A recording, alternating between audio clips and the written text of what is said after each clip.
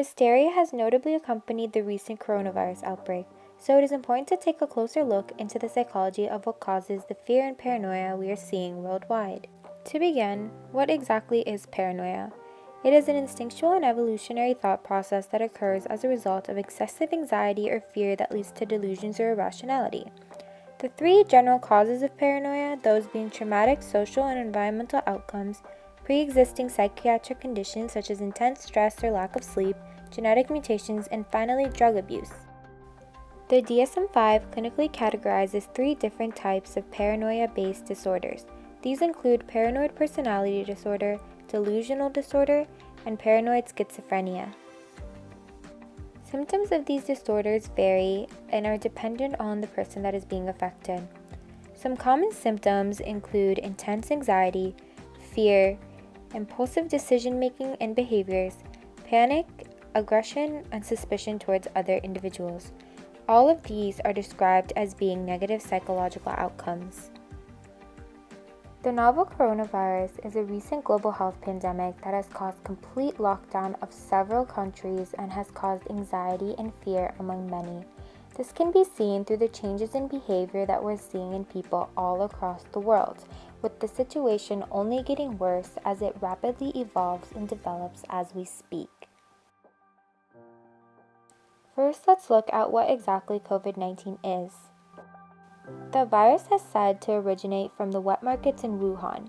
The virus is similar to the SARS virus and is highly contagious, and upon transmission to humans causes a number of symptoms. These include fever, shortness of breath, and pneumonia. This has led to a global panic and an increased strain on the healthcare systems, leaving many patients unable to receive the proper care and treatment they need. Many people around the world have entered a state of panic, and this can be seen with various behaviors that have been displayed in the media, such as intense aggression towards one another, hoarding resources like food, and making impulsive purchases of toilet paper. You might have asked yourself, why exactly is this happening? What makes people rush to stores and risk being exposed to the virus? Well, behavior is on a spectrum, and a lot of the time people learn and observe these social behaviors, leading to more of them. The first is denial of a situation, and the latter of the spectrum is absolute panic and fear. Fear-related behaviors arise due to pandemics, with the fear of the media, virus, and even death further inducing the state of panic. FRB can be defined as individual or collective behaviors and actions initiated in response to fear reactions that are triggered by a perceived threat or actual exposure to a potentially traumatizing event. This eventually leads to the formation of negative behaviors. A recent study published by Schultz et al. Demonstrates these behaviors and their effects using the recent Ebola outbreak as an example. The study showed that these behaviors do not help in a pandemic, and once they develop into negative behaviors, they can have serious consequences. These consequences include an acceleration of the spread of the virus, impediment on the ability for patients to get treatment, strain on our health systems, and more mental health issues in people.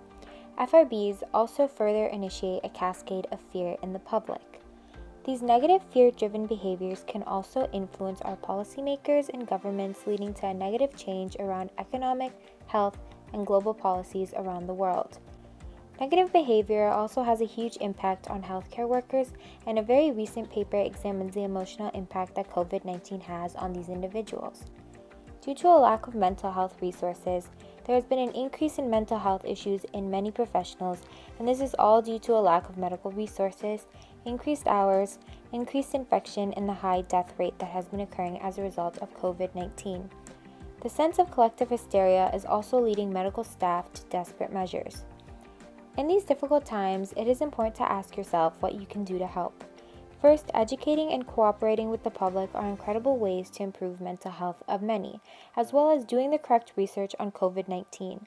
Don't be fooled by the large amount of misinformation out there. And of course, make sure to wear a mask when needed, wash your hands, and practice social distancing in order to prevent the spread of the stressor that is COVID-19.